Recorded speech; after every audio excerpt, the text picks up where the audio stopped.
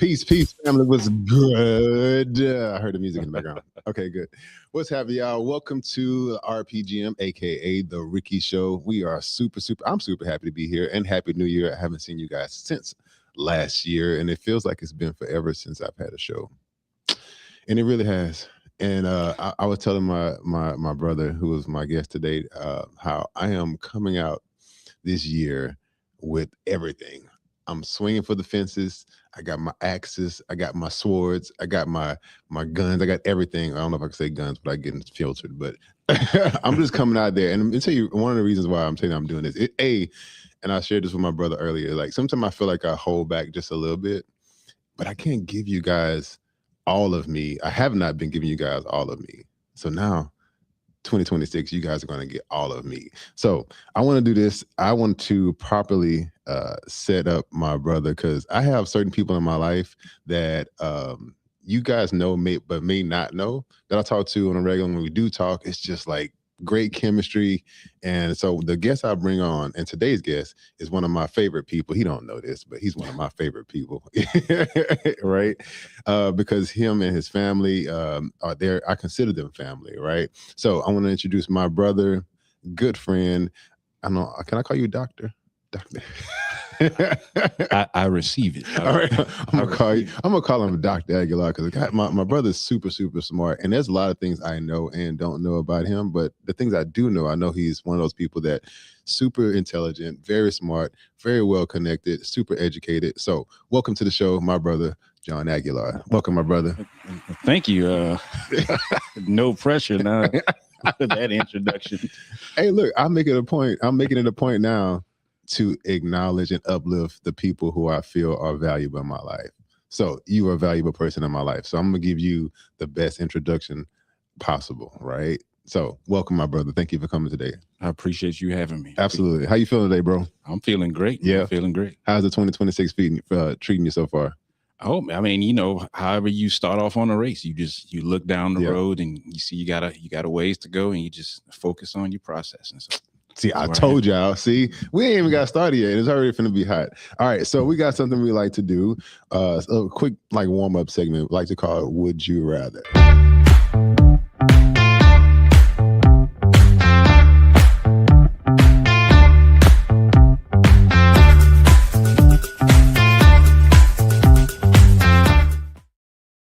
All right, would you rather? This is one of those things where it's not a right or wrong answer. Mm-hmm. It's just your own personal answer and your own personal perspective, right? Even when I'm coaching people, a lot of times I can tell them, I say, look, I can tell you what I think. I can give you some good advice, but it's no right or wrong answer, right? You know what I'm saying? So don't feel like this is the right or the wrong. It's just your perception of everything, right? All right, so check this out. Would you rather relive a year you loved, or relive a year you need closure from? Let me read it one more time. Would you rather relive a year that you loved, or relive a year that you need closure from? Make you go, things that make you go,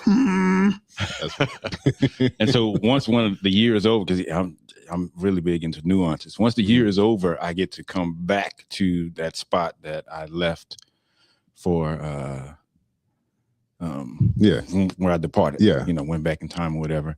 I think I would go back to a year where that I love, because I don't believe in regrets. That's good. The way my life has shaped me to be who I am today. So the positives and the negatives. So I go back to a year that I love. Okay. Is there a year that you could think of right now that's like, I really love this year? What year would it be? And give me a quick story about it. Like, do you have one? I have several. So I'm going over in my mind which one I like. I'm sure with my wife being here, she'd love for me to share one of those years. But I'm going to go with the year my great grandmother. Matter of fact, it would be the year that she passed, because she gave to me some advice that I live by. It's foundational for me. Right. And she told me, she was laying in her bed, and I came in there, and she said, John, I'm still learning. Yeah. And she was 99 years old. Wow. And so for me, what I took from that was to always be open to learning new things and never think that I have fully arrived. And she passed a few months after telling me that, but it's giving me a sense of hope. Yeah. Whenever, trouble comes my way, of course, being a believer, I have that part of the faith, but it helps to have something real and something not just real, something tangible. Correct. To lean on. Right. And that's something that I lean on, and it guides everything that I do personally, professionally. If something's going on and I feel like I don't have the answer, I say, you know what? That just means I have more to learn. Man, I love that. See, and I'm gonna jump on that as well too, because I think I was gonna say closure, but after you said it, I was like, you know what? That makes a lot more sense, right? Going back to, I would love to go back to a year that I love, because now that I understand, I don't understand life, but I understand how things kind of work, right? And the pros and the cons and the reaping and the sowing. It's just life, right? So my grandfather used to drop like nuggets and gems, and it didn't register until like later in life. Like, I'm 44, about to be 45. That feels weird saying that, but you all right? I know, right? Look, you know what's funny is that people say that, and he was like, "You still young." It's like, but I'm 45. But I get it. I'm still young, but I'm starting to feel. Oh, I had this conversation yesterday with a good friend of mine. I was like, man, you remember back in the day when we was like in our teens and 20s, and we used to think that 40s was old, and I'm like, I'm 40. I'm maybe 45. Same. Yeah. So, but my grandfather used to just drop some, like, I would say unfiltered and thought-provoking like statements. Right. And he had like a 4th grade education. He was drafted into the military, got out. He was the most successful person in our neighborhood because he worked at a refinery and so on and so forth. Right. But he used to just say stuff. Like, one thing he used to always tell me, he's like, a man has to work no matter what, whether you feel like it or not. I mean, simple stuff. Right. And I realize now that he was telling me, Ricky, you got to just keep working no matter what. And it made me the person I am right now. You know what I mean? One thing he used to always say is I'm gonna kind of paraphrase it. He was like, everybody has an excuse. No. Excuses like, oh yeah, this is it. He said, excuses like an asshole, everybody got one. Right? Yeah. And so it didn't register until later. I was like, what is he talking about? But it's like, no, but like, everybody has an excuse. Yes. Just like everybody has an asshole. You know what I mean? Everybody got to take a dump, right? And so that's one of those moments, if I can go back and just be able to embrace that and be like, wow, he was really just dropping some real gems. I'm thinking that as a kid, I would have progressed a whole lot faster. That's what my thought process is. All right. Got another one. Sorry, I've got caught up wrapped up. We good on time? Sorry, I'm gonna keep going.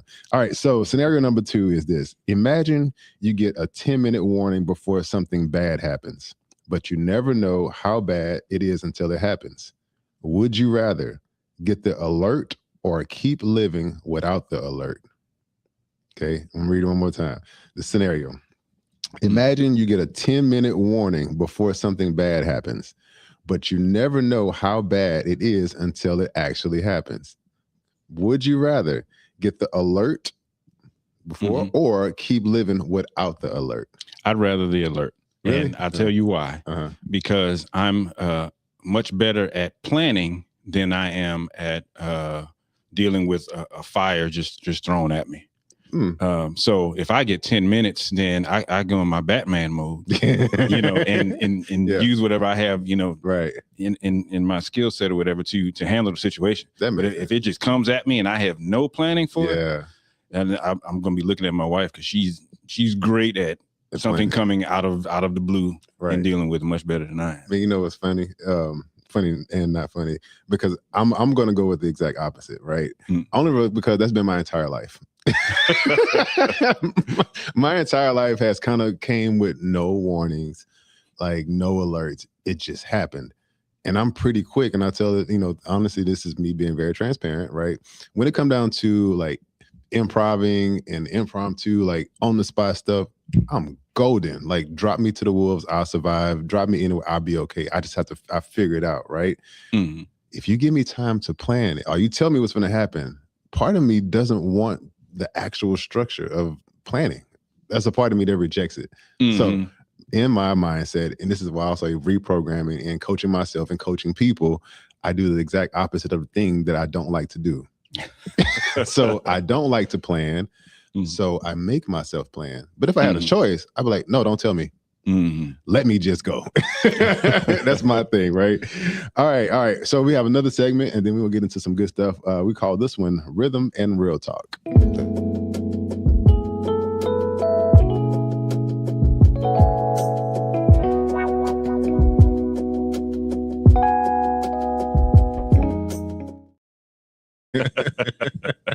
So Rhythm and Real Talk, and this is something, see, I told y'all there's a lot about my brother that you don't know. And I found this out while we were working out. I saw a piano in your house, and I was like, why you got a piano here? And he was like, oh, I play.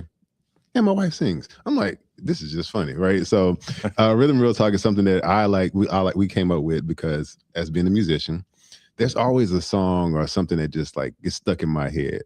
And it resonates with me, whether it's something good, positive, or whatever has happened. Because music has the energy to be able to invoke whatever thought, whatever feeling that you have, right? Music is an expression of that particular thing, right?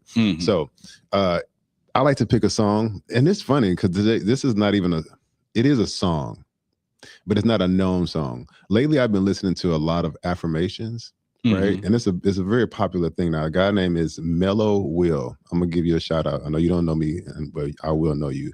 His name is Mellow Will, right? So he creates these affirmation songs, right? And he just says the same thing over and over and over. It's like money come to me frequently, money come to me all the time. You know what I'm saying? So he makes these tracks.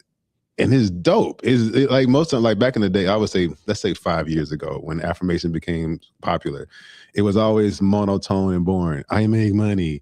Money comes to me. I am attractive. It's like boring. Yeah, it's very monotone, right? So he came out with this like very hip hop, very R&B-ish, and like had a dope beat behind it, right? So I listen to it on a regular basis. So that's I've been listening to that just about every day now. So Mellow Will, you get a shout out today, brother. You got something?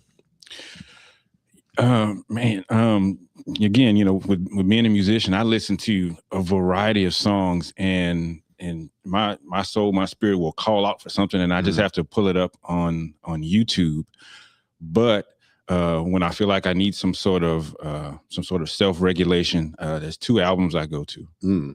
Okay. And despite Stevie Wonder being my favorite all-time entertainer, I used to have 23 of his albums. Somebody watching, what's the album? Right. right. My go-to records are both Miles Davis, so Kind of Blue, even though I know that's kind of standard, and then the Miles Smiles. Oh, so I'll throw those on, and it'll just in both albums just put you in the mood. Yeah. Love it. I absolutely love it. That's what's up. All right, guys, we're going to take a very, very, very short break, but we're going to be back with our main topic, which is avoiding the work caused by more hurt. We'll be right back.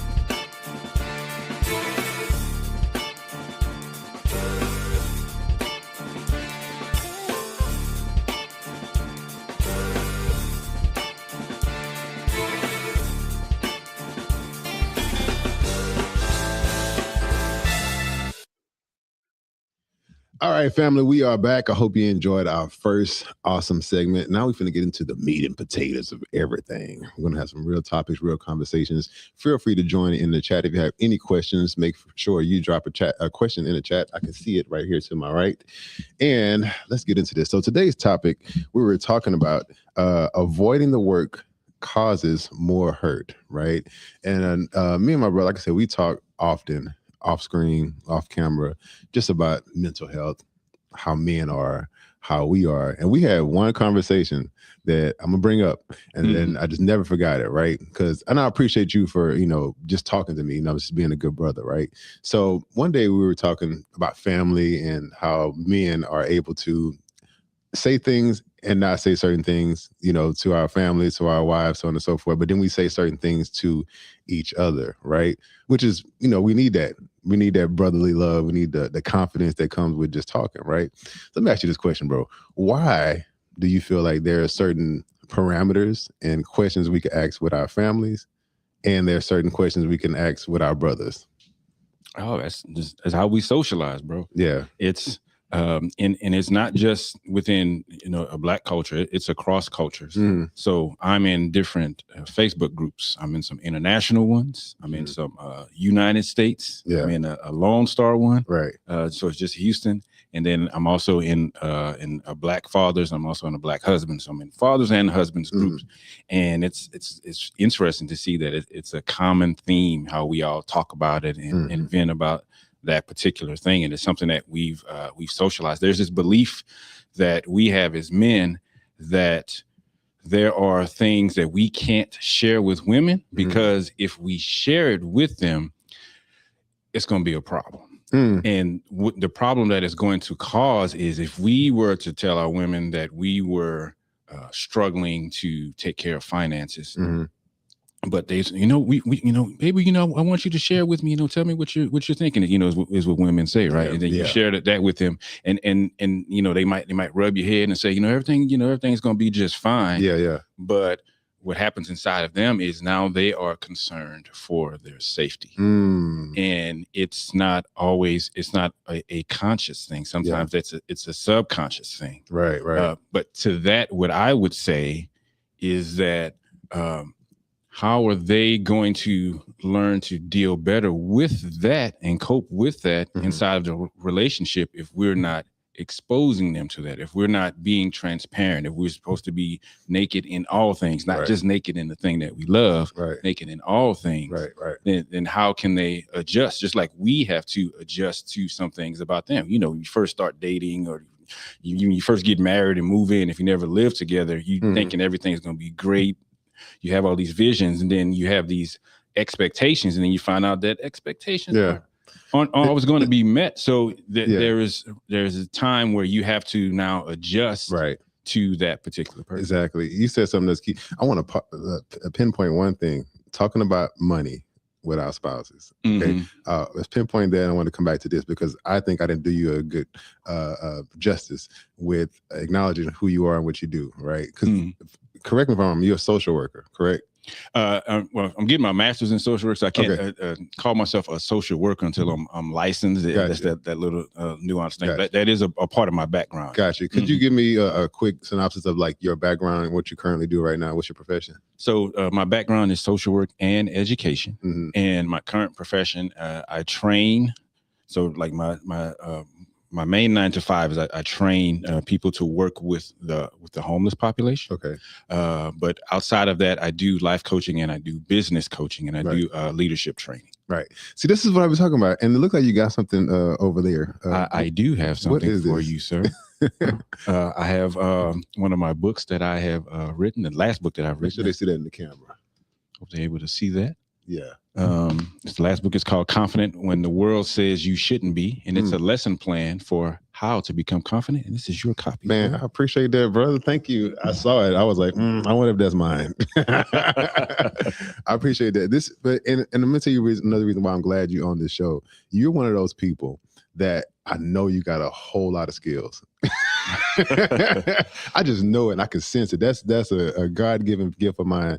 And I see certain people and I'm like, bro, you got these dope skills, these dope talents, and nobody knows about it, right? Or people know about it, but it's not out there for the masses to partake in what you have. And I think that is our due diligence to God and to life, is to serve people and to put our gifts and talents out there, right? So when I talk, I be listening, I'm like, my brother knows some stuff.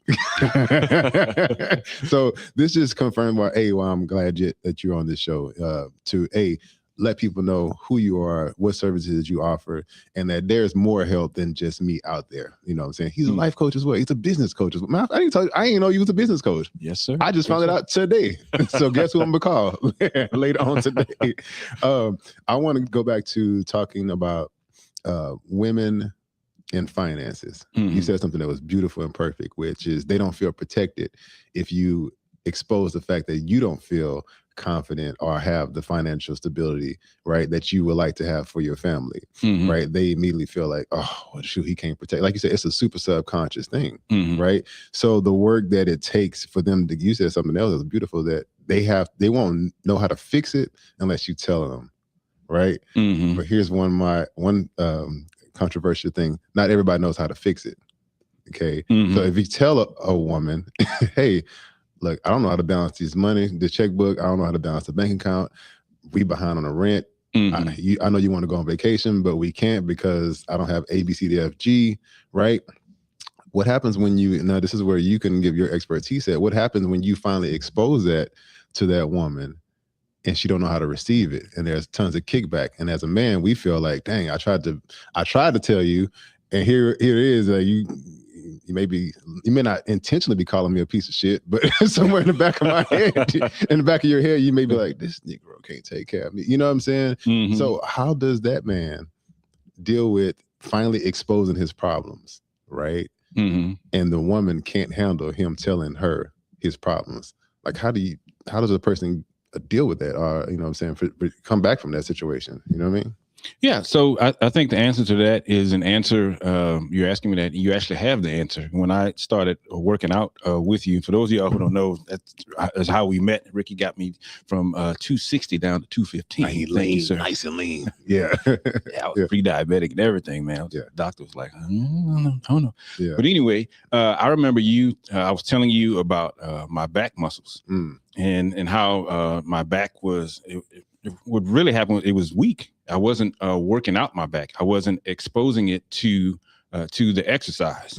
And so you had me doing all these other exercises that slowly got to a place where I could start actually targeting my back. Right. And so it's the same thing with relationships. I had to take out of my mind first that my back is hurting and there's nothing I can do with it. There is a goal that we can set and we can achieve. Right. And so with that, you have to be honest about where you are. Now, everyone is not always ready to be honest about their shortcomings.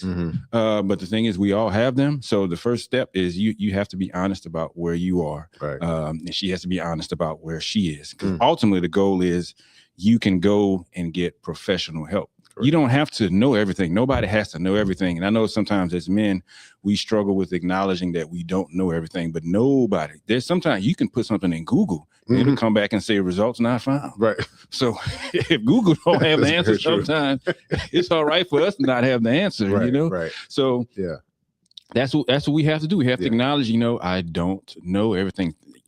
You're not going to go, if you're not a doctor, you're not trained to be a doctor. You're not going to perform neurosurgery on somebody. Yeah. And it's okay. It's not a reflection on your character. That's a lot of people tie their perception to their character. And those are two different things. Wow. Pause that. Man, I told y'all. Perception and character.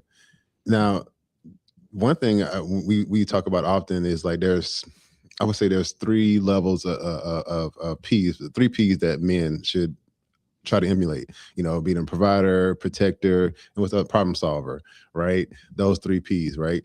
And if a person doesn't have that ability to do those things and his character is not set to be able to do those things, right? Then the woman that he's choosing, okay, has to understand that he's not that particular type of person, right? So how do men explain the fact that I got to be brutally honest. What if a man just don't feel like a man? They don't feel like I'm not a man at all. I can't provide. I can't protect. I'm not a problem solver. You know what I'm saying? But I love you and I want to be in a relationship, right? Does that man need to say that to that woman? I would say that he can share how he's feeling, but him feeling like a man is not her responsibility. Go ahead. Elaborate. It's the man's responsibility to find out who he is and to build himself up. She's there to support. Even the Bible says she's there to help. She's not there to create. God created you. Right. God called you, fearfully and wonderfully made.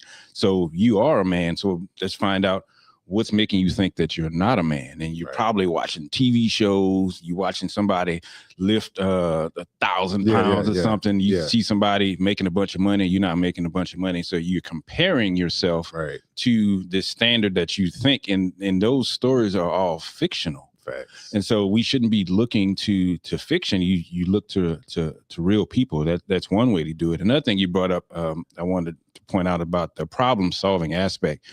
So if you're somebody who's a problem solver, right? So I'm the head of my house as the man, but what that means is that I have to delegate some responsibilities, and sometimes delegating is problem solving. If you don't know how to fix your car, are you going to go and just jack it up? No, you're going to take it to the mechanic. Right. You're delegating that responsibility. You're problem solving by including an expert in the problem that you have. And so that's why you shouldn't tie those things to your character, that you don't know everything. It's all right to reach out to somebody. I didn't know about bodybuilding, getting myself healthy. I mean, I was telling you, I'm eating salads. Well, salads every day. It's better than hamburgers every day. Correct. But there's levels to this. Yeah. And that's why I feel like most men have this, we talked about this earlier, unrealistic expectations, right, with themselves. Right. And then they go into this imposter syndrome and they're trying to force being the quote unquote man. But this is something that I've learned recently in business and being a man. And you said it earlier too, being able to delegate. I think some of the people who are the best leaders and the ones who run the best businesses, they know their strengths and they know everybody else's strengths and weaknesses as well. And they're able to delegate and say, hey, no, you're good at this. Go do that. You know what I mean? Yeah. And most men, I've learned this, they lack two things: confidence and communication. Right. So they're not confident enough to say that, you know what? I know I don't know, but I know what you know and I need you to go do. Right. And they don't know how to communicate that. So it comes off like very brash and very harsh, you know what I'm saying? And very mean, and not learning how to communicate. Then, like I say, if you say the right thing at the wrong time, the wrong way, it's going to come off. Especially talking to a black woman. I'm saying black woman. We're talking to a woman in general. Yeah. But if you're talking to a black woman who's strong and expect you to be that man, you're getting tons of kickback, right? Well, we got to do a better job of supporting one another as opposed to ridiculing, right? So I've seen in some groups, particularly like about the black groups, how you black and you don't know how to play spades. I got to take your black card, something like that. I mean, that's kind of important. But other things as far as being a man that you don't know how to do, we shouldn't make fun of them. We shouldn't make fun of if they don't know how to dress, if they haven't learned how to properly groom, they haven't learned how to cook, they don't know how to change oil. I'll tell you, I know cognitively how to change oil. Have I done it? No, and I have no problem going to Quick Oil or somebody to get them to do my stuff, or cut grass. I don't cut grass. We have somebody come out cut grass. You don't cut your own grass? No, I don't cut my own grass. I'm not. Although my skin may say that I'm made for the sun. I'm not made to be outside, and I'm honest about myself, and that's okay. It has nothing to do with who I am. I don't tie other people's expectations or definitions to myself, because it has nothing to do with me. God says that I am fearfully and wonderfully made, and that's all that matters. Yes. So is there a standard? Based on, let's go two different ways, right? Your profession, I'm pretty sure you see a lot of corporate people, right? And then you see your average blue collar person, right? You know what I'm saying?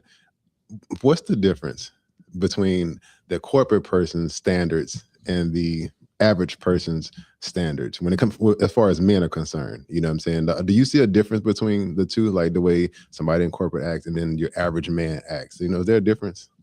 It's just a culture that's been created. So and when you look at somebody who you might say is white collar versus somebody who's blue collar, they really approach everything the same. They just have a different skill set. And so we glamorize the corporate side because they do tend to make more money on the corporate side than on the blue collar side. And we say, oh, well, the guy, with dirt under his fingernails, he's not as sophisticated as the guy who's in the boardroom. Well, the guy in the boardroom is not doing any physical work and have to get the lava soap to wash his hands. Right. On the day. So you're gonna look different, but it doesn't Right. mean he's working any less or that he's less smart. Right. And so it's again, it's a perception thing. It's not a real thing, but we buy into it. We think because somebody's have a penthouse on the top floor of the Chevron building that they're this high value person, which that has high value has nothing to do with the material gains. It has to do with your personal character. People twist that around. But So how this is something that I do on a regular basis, and I use myself as an example. And I always tell people, like, I'm probably one of the best coaches because I use myself a lot. Because it's like, you can't tell me something bad about myself that I haven't already pointed out. And the quote unquote good things about myself is something I'm constantly trying to evolve on, right? You know what I'm saying? So one of the things I battled, like my second book when I wrote, it was like winning about against yourself in my last book. The book before that one was How to Be Happy Coming from a Non-College Graduate, right? Because one of my biggest problems was I never felt like I was successful because I didn't finish none of my degrees, right? I got tons of credits, but no, I ain't finished none of them jokes. But one person changed. I'm shout out Eric Thomas right now because he was like one of my first actual coaches. You know what I'm saying? And so he said something else. So he said, "Bro, you got everything you need. You just not putting it out there, and you're not confident about it, right?" And I know this for a fact. I say I can use myself. It's like, I used to always feel like I had to have multiple degrees in order to be successful, in order to do exactly what I'm doing right now, which is most people who hire me and most people who call me, they all have degrees and and licenses and CEOs and so on and so forth, right? So you said something that was key when we talk about the culture that's been built with white collar, blue collar, and then the guy who feels like, oh, I don't have a penthouse, so I'm not successful. Or I don't have the big 401k, so I'm not successful. Or I don't have the country club to go to, so I'm not successful. You know what I mean?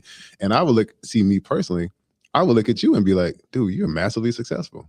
You know what I mean? So how can men get out of that mindset of thinking that they're not enough just because they don't have the big corporate job or the big salaries or the big country club mindset? How do they get out of that?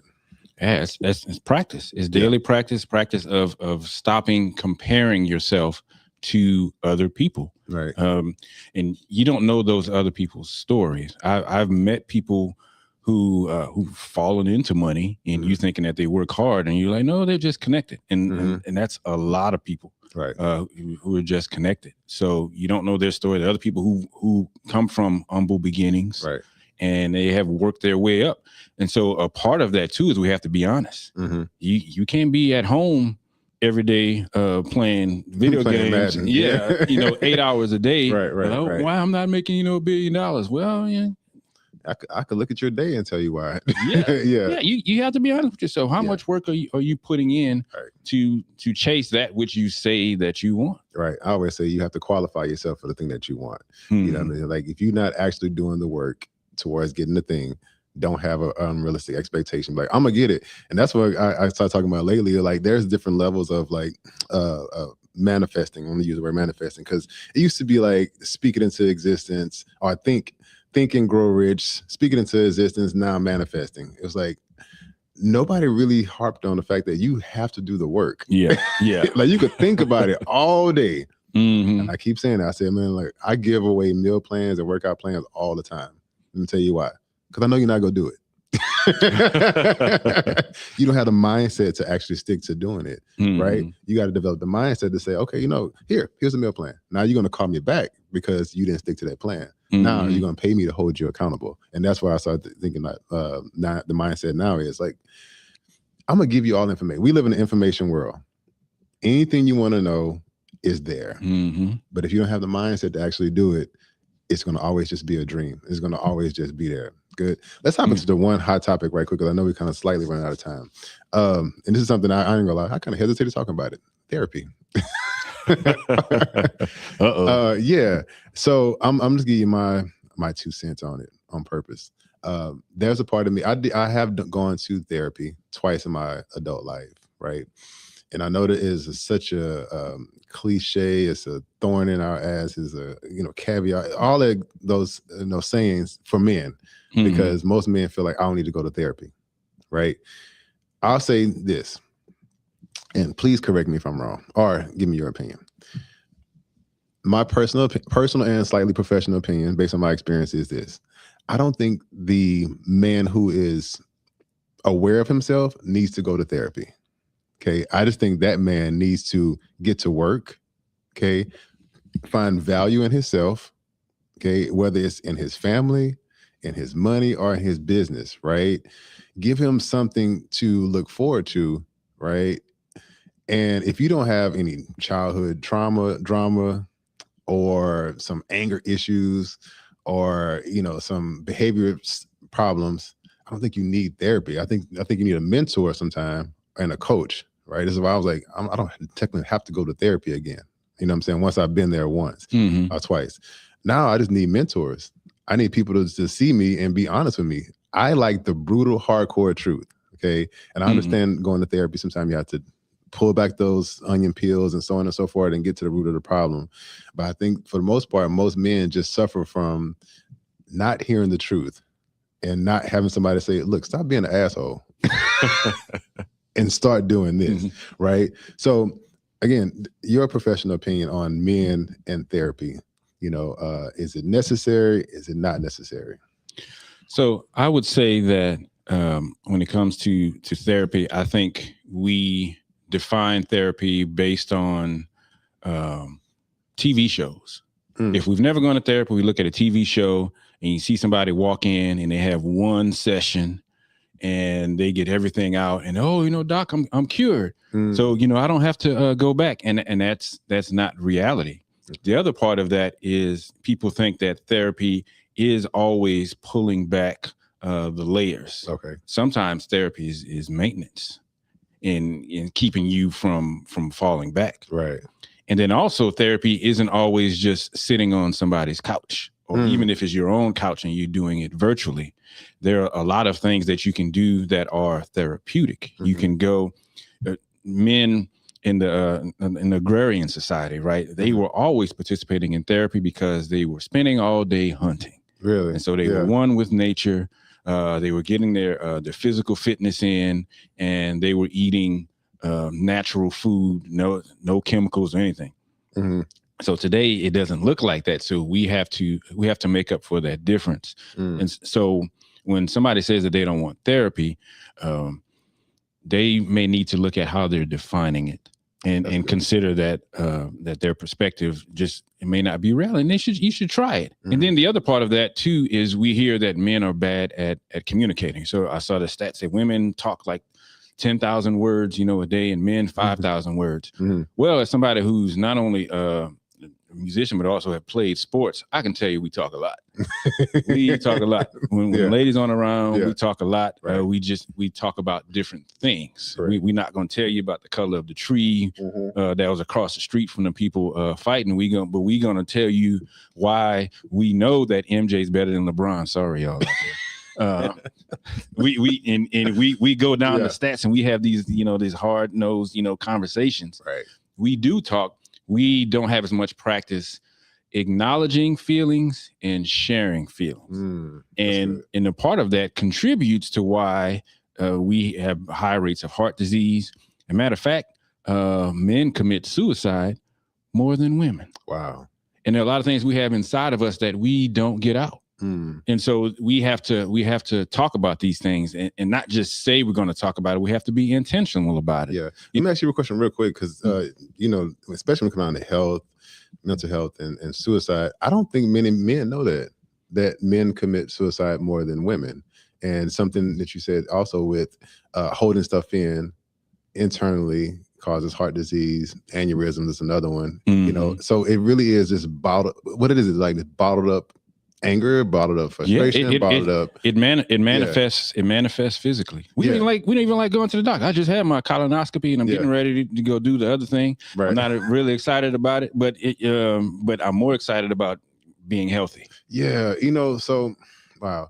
And on the physiological mindset, thinking about what actually happens to your body internally when you hold stuff in.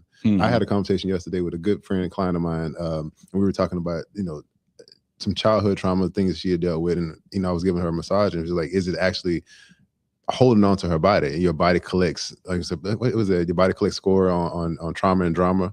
Oh yeah, your body keeps score. That book. Yeah. So that is really, really true. So I was like, man, you can actually release a lot of that by number one, acknowledging it.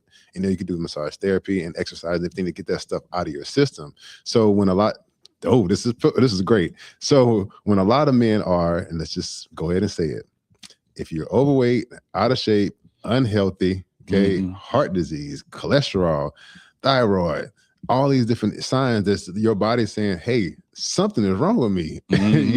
So a lot of that, it is your habits, it is your eating, it is your sleeping, things that you're doing and not doing. But a lot of it could also just be holding on to emotional trauma and drama, is what you're saying.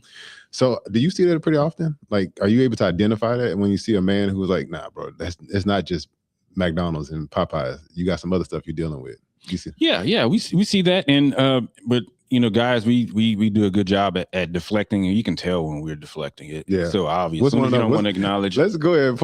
Let's do this. Let's do this right quick. Let's do 2 or 3 deflecting things that men do when we're trying to bring up a real problem. You know what I'm saying? What's one thing that you're able to see that a man does? How do we deflect that? The first thing we're going to do is, I talked to my doctor, so I'm working on that, I'm eating healthy, I'm already doing, I walk up and down the stairs, once a week, and I'm doing, I'm doing great. You're lying. You're lying. Did I even hear it? So once a week?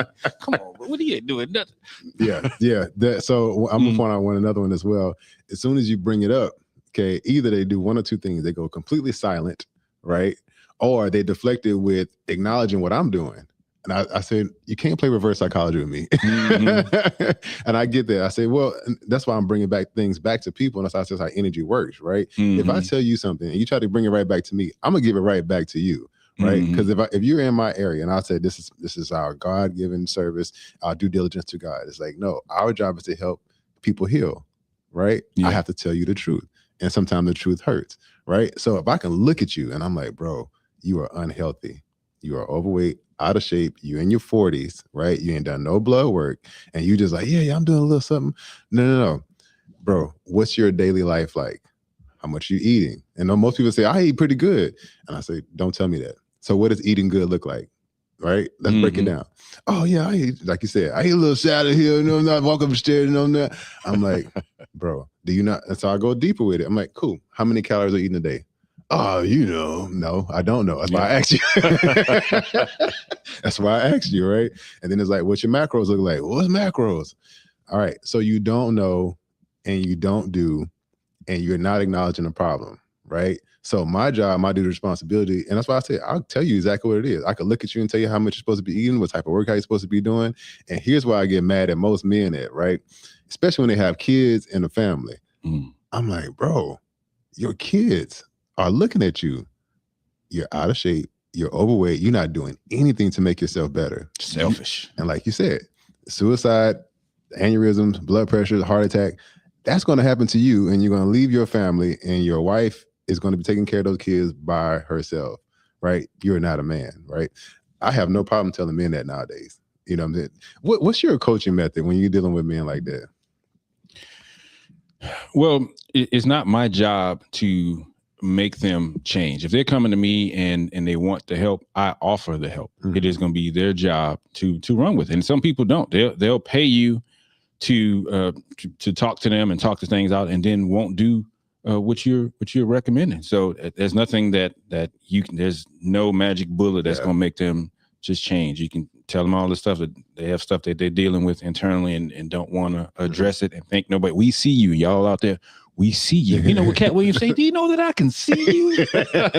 We see you, bro. You're overweight. Right. Yeah. I see you, see me, seeing you. And that's the thing. So it's, again, I'm going to say this often. I have to say this now. It's not shaming anybody. It's just trying to bring awareness. Yeah. We're just really trying to help people out. You know what I mean? So now they have the clip on my YouTube and Instagram is going popular or whatever. I don't have to talk about it. Just go look it up, right? It's just one where we're talking about the pastors, right? But this is one thing that annoys me about this society. It's a 1 minute clip of an hour video. And they're just like, oh, you talking bad about? Watch the whole video. Like, get the full context. Go back and see why she said that particular thing. Generally speaking, people don't like to do the work. Yeah. They don't like to do, there's no getting around the work. That's why they ask for a magic bullet. Yeah. People will ask me, John, what's one thing, that I can do, that I can change? What's one, concept? You got to work. Yeah. There's no getting around the work. You're going to have to do it. It's not going to happen by itself. I mean, you can sit there and pray. Well, God, I'm going to sit. God said, to stand. Yeah, he said stand. Yeah, you stand, but standing is you still working. You got to do some work. It is not going to fall in your hand. Magic is not a real thing. Yeah, it's just like in business too, man. I want you to elaborate on this as well too. We use the scriptures and the word. The Bible says just stand, right? But what are you standing on? Are you standing on some sand? We use the whole illustration, all right? Now I'm learning this, and this is something again I had to check myself because I'm like, dude, I should be way further along than where I am in my business, right? But one thing I feel like I realized I was missing is SOP. I don't have no standard operation procedure. It's like there's nothing there. It's just like do what you do. It's like, oh God. So when you have a system in place, it helps you in every area. And I'm learning now that I have to have a system in everything, just like in fitness. Like I said, when it comes out to meal planning workouts, I got a phenomenal system. I got you.